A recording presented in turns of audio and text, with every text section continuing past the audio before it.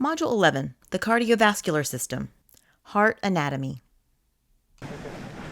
Your heart is a large muscular pump. Its job is to move the blood throughout the vessels of your body. It's kind of like the pump that drives the fountain you see behind me, taking water from one location, moving it through pipes, and then creating this beautiful pattern you see here. But your heart is a much more elegantly designed pump than the pump that drives this fountain. Let's take a closer look at this amazing organ. The human heart has 4 chambers, 2 atria and 2 ventricles. Atrium means entrance, and indeed the atria are the places where blood enters the heart. The word ventricle means belly, and the ventricles are the larger chambers of the heart. Atria and ventricles differ in that the atria are thin-walled chambers and the ventricles have thick walls. Both atria also have extensions called auricles that provide extra space to allow the atrium areas to hold more fluid. They are visible on the anterior or front side of the heart. The atria receive blood coming into the heart. It's brought there via several large veins. The superior vena cava brings blue oxygen-poor blood from the upper body tissues to the right atrium. It is superior or upper, so it serves the superior part of the body. The inferior vena cava brings blue blood from the lower body tissues into the right atrium. The left atrium receives blood coming from the lungs. There are 2 left pulmonary veins and 2 right pulmonary veins that bring red blood there. The ventricles send blood out of the heart. 2 large arteries carry blood away from the heart, the aorta and the pulmonary trunk. The pulmonary trunk carries blue blood out of the right ventricle to the lungs. It splits into 2 arteries, the right and left pulmonary arteries, each carrying deoxygenated blood to the right and left lungs. The aorta is a very large artery that leaves the heart via the left ventricle, carrying red blood to the tissues of the body. Now you can see that there are several smaller arteries and veins directly on the heart. Those are for providing gas and nutrient exchange for the heart tissue itself. Remember, the heart is living tissue made of cells that also need lots of nutrients and oxygen to do their job. These small arteries and veins on the heart then provide coronary circulation. It's vital that these heart vessels supply the heart with oxygen and nutrients. Well, after an understanding of the basic anatomy of the heart, we can now look at the pathway blood takes as it moves through it.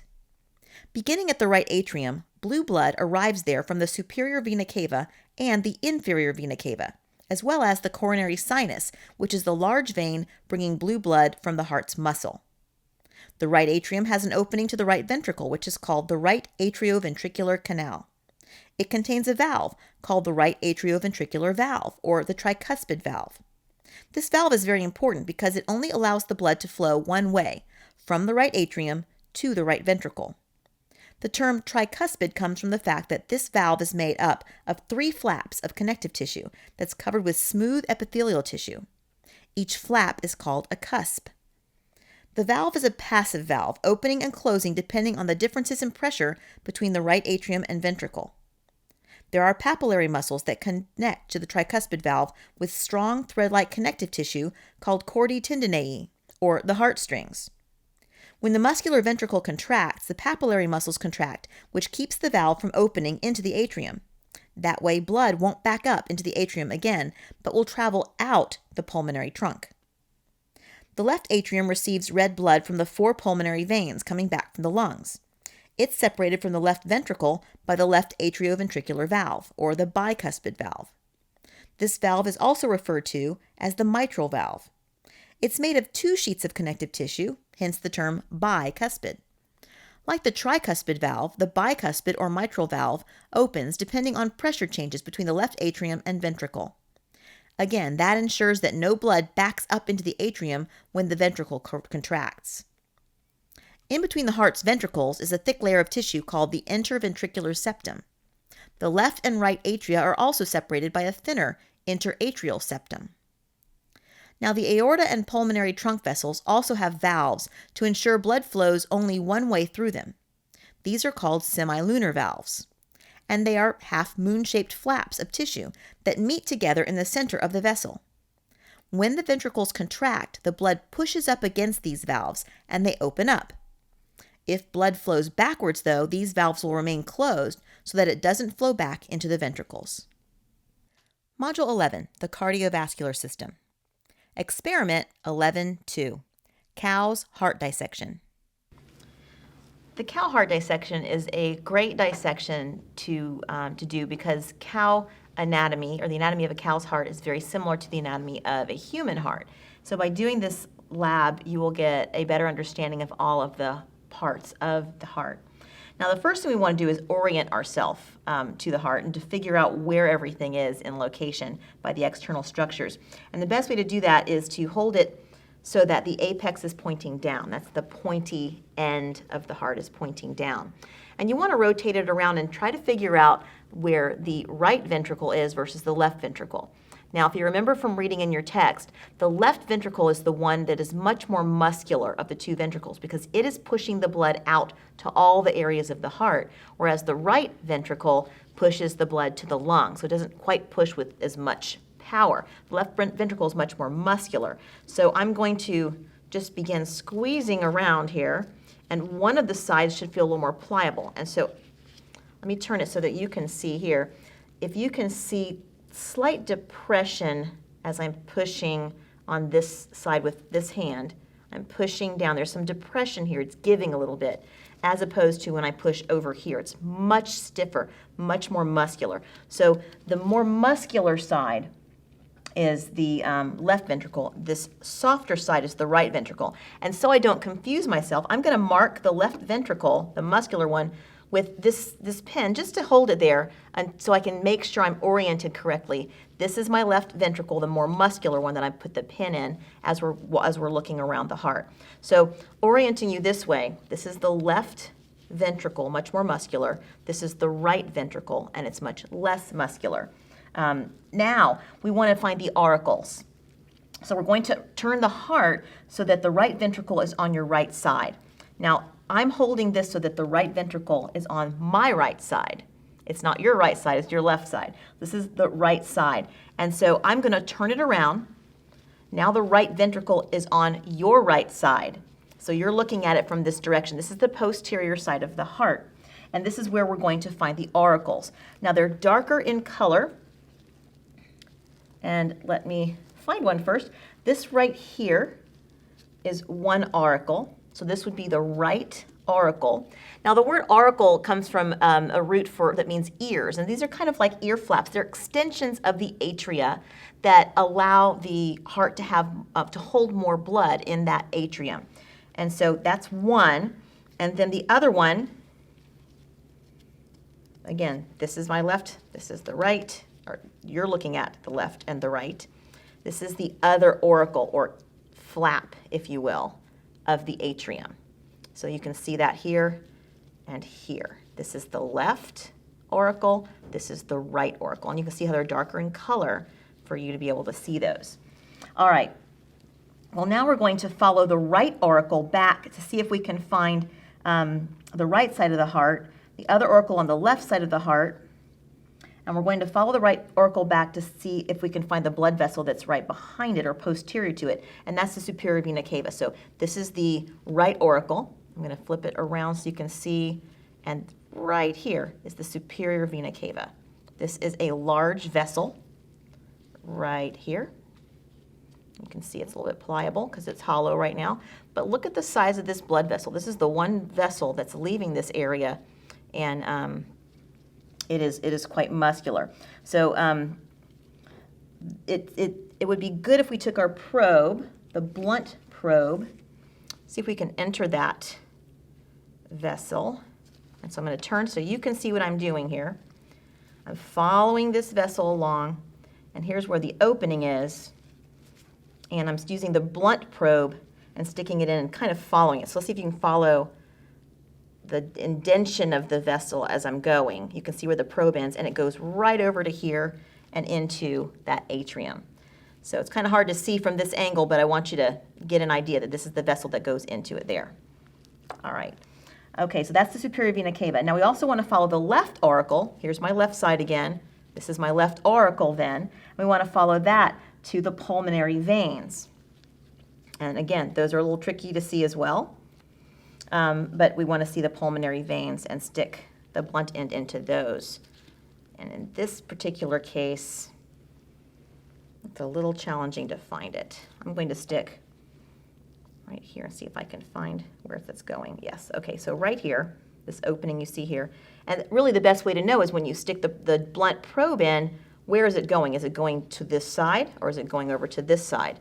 And I can feel that it's going in this direction.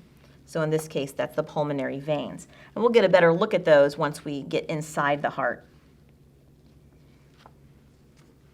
All right, so we also should look for the aorta. The aorta is directly anterior or in front of the superior vena cava. We found the superior vena cava, so I'm going now anterior to that.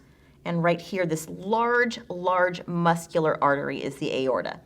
The aorta is the artery that leaves the heart, that gets the blood gets pumped out from that muscular left ventricle and then goes out to all the parts of the body. And it's pretty easy to find because it's the largest in diameter and it's very muscular. So you again can see that structure of that artery. Remember, arteries are much more muscular in structure than veins are because they carry much more pressure to them.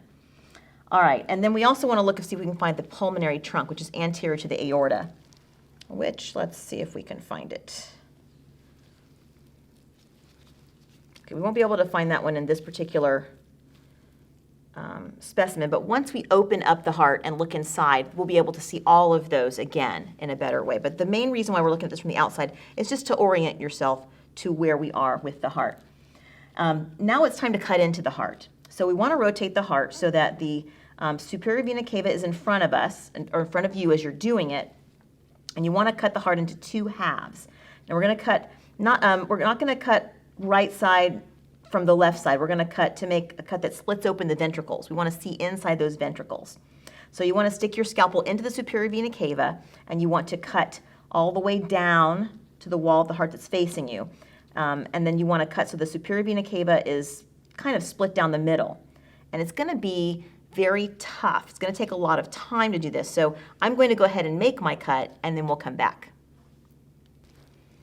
All right, so I have cut through the muscular part of the heart here, and we're going to begin by looking at the left ventricle. You can see the thicker muscle over here versus the muscle on this side. This is the left ventricle. We talked about how it was much more dense material, thicker muscle. So this lower portion here is the left ventricle, and that means that this right here then is the right ventricle. So left ventricle and right ventricle. This tissue in between those two, this is the interventricular septum, which divides the two ventricles, hence the name, interventricular septum. Now we want to take a look at the right ventricle and see if we can find the tissue separating it from the atrium above it. So I'm going to turn it so you can see a little bit better. And you can see right here, these thin flaps of tissue right here. And then of course on the other side right here is the rest of that material. So I'm looking at the right, my two fingers are in the right ventricle, moving up to the right atrium. So this material here is the tricuspid valve. These are the flaps that separate the right atrium from the right ventricle. The tricuspid valve, there's three cusps. There's one, there's two, and then over on this side, you can see the third one. And notice what's holding on to those tricuspid valves. You can see the chordae tendineae. Those are the chordae tendineae, so that when blood fills in to the ventricle, it pushes up against this valve, and the chordae tendineae prevent the valve from going up into the atrium, and hence blood going back that way. So that's why these chordae tendineae are here. All right, now while we're still looking at the right ventricle, let's stick the blunt side of our probe into the pulmonary trunk. And so I'm going to try to see if I can find where that exit is, because the blood moves into the right atrium, goes into the right ventricle, and then it goes out to the lungs via the pulmonary trunk. And I need to determine whether it's this side or more likely this side. Let's see if I can find it. Okay, I found it now. And the only reason I found it is because I probed until it went in further. So what I'm going to do is I'm still in the right ventricle to orient you, and I'm going to close this up and see if we can find out where the probe is going. And I don't know if you can see that it's poking right here. There it is. It's poking right there. All right, so we found that pulmonary trunk. Now there's a valve that that is connected between the pulmonary trunk and that ventricle. And so if you open up this ventricle a little bit, very muscular, so kind of hard to do, and peer in, you should see a valve there and separating that. And that's the pulmonary semilunar valve. It's a little bit tricky for you to see in this shot, but where you saw that my probe went down in that area is where that valve will be. Okay, now we want to look at the inside of this half of the heart again. Let me reorient us here. Okay, right ventricle, left ventricle. Okay, left ventricle is always more tough, and that will help you reorient each time. So we want to look at the interior of the of this half again and look at the wide chamber of the left ventricle right here, and see how it opens at the top where the aorta is, because the blood flows from the left ventricle outside of the heart to the whole body, and so it goes through the aorta. And really, you can see it right here. I actually cut the aorta down the center. So this is the aorta, and it goes down. So we're looking again at the left ventricle, much more muscular on both sides here, left ventricle, and it moves into the aorta. This is one artery that I just cut down the center. So this is the aorta, and that's where the ventricle sends the blood. Now there's a valve which you can really see well here, which is going out the ventricle into the aorta. This is the aortic semilunar valve. All right, it's a good idea when you get this section here and have these valves visible to make an illustration of this in your lab notebook, labeling the parts that you can see, the chordae tendineae, the different valves, the sides of the heart, and the chambers of the heart, as well as, if you can, some of those arteries or veins that are entering and exiting the heart. Now we want to look at the interior of the other side of the heart, looking for thin chambers and wide chambers. Again, and we're looking at the aorta, or the atrium right here. Atrium right here. All right, and we want to see if we can find the ventricles here, and we want to see the left atrium and left ventricle. So we're looking at left side, left atrium, left ventricle. This is also the left side, left atrium, left ventricle. Left atrium, left ventricle. Okay. And we want to see if we can find a pulmonary artery. Remember, arteries carry blood away from the heart, and veins carry blood to the heart. The pulmonary arteries carry oxygen poor blood to the lungs. This is unique to arteries, as most of them carry oxygen-rich blood. So we want to find the pulmonary artery from the right ventricle. I'm putting my probe into the ventricle and search for that depression. Looking around, and here it is. So now I'm going to close up the heart, and let's see if we can see where the probe is poking on the outside. And there it is again. And that would be the pulmonary artery leaving the right ventricle to the lungs. So again, you'll see chordae tendineae that keep that valve closed when blood is in the ventricle and are tightly attached there. All right. So this is also an important site to draw, and again, labeling these parts. It's very fascinating to see this organ of the body, and I really hope you are you kind of get beyond the, oh, it's a dissection, yuck, to the fascination of the design of this amazing structure. Think about how this structure, from the moment you're born and before, for a long time before, continues to pump day in, day out until the end of your life, without you thinking about it, without you having to control it, without you telling it to beat faster when you're running or slower when you're sleeping. This thing is the ultimate Energizer Bunny we're talking about here. So this fascinating structure, keeping the oxygenated blood away from the deoxygenated blood in an amazing way, continually serving our body well and keeping us healthy. So enjoy the fascination as you do this dissection.